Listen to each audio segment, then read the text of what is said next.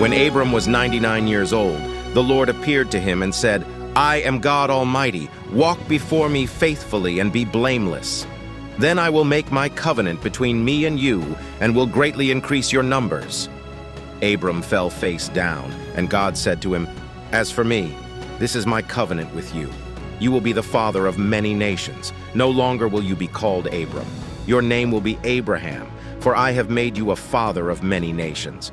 I will make you very fruitful. I will make nations of you, and kings will come from you. I will establish my covenant as an everlasting covenant between me and you and your descendants after you for the generations to come, to be your God and the God of your descendants after you. The whole land of Canaan, where you now reside as a foreigner, I will give as an everlasting possession to you and your descendants after you, and I will be their God." Then God said to Abraham, "As for you, you must keep my covenant, you and your descendants after you for the generations to come. This is my covenant with you and your descendants after you. The covenant you are to keep. Every male among you shall be circumcised. You are to undergo circumcision, and it will be the sign of the covenant between me and you. For the generations to come, every male among you who is 8 days old must be circumcised, including those born in your household or bought with money from a foreigner, those who are not your offspring. Whether born in your household or bought with your money, they must be circumcised. My covenant in your flesh is to be an everlasting covenant.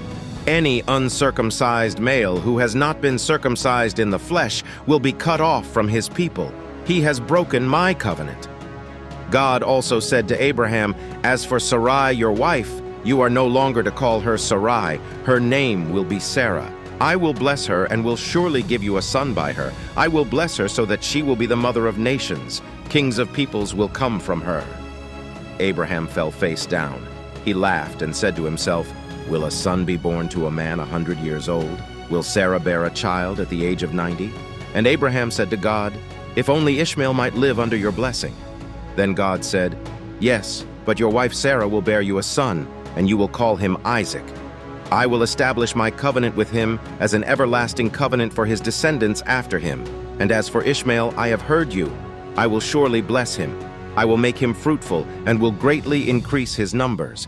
He will be the father of 12 rulers, and I will make him into a great nation. But my covenant I will establish with Isaac, whom Sarah will bear to you by this time next year." When he had finished speaking with Abraham, God went up from him. On that very day, Abraham took his son Ishmael and all those born in his household or bought with his money, every male in his household, and circumcised them, as God told him. Abraham was 99 years old when he was circumcised, and his son Ishmael was 13. Abraham and his son Ishmael were both circumcised on that very day. And every male in Abraham's household, including those born in his household or bought from a foreigner, was circumcised with him.